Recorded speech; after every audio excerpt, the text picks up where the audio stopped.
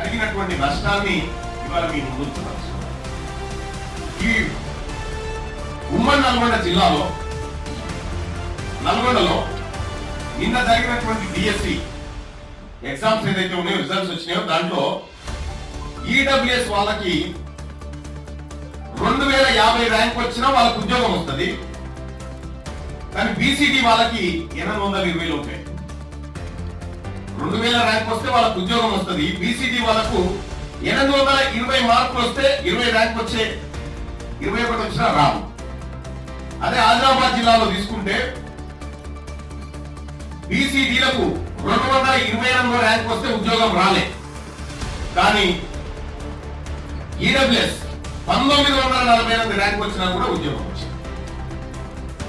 ఇక్కడ ఎస్సీ ఎస్టీల కంటే కూడా అత్యధికంగా లబ్ధి పొందుతున్నటువంటి వర్గంగా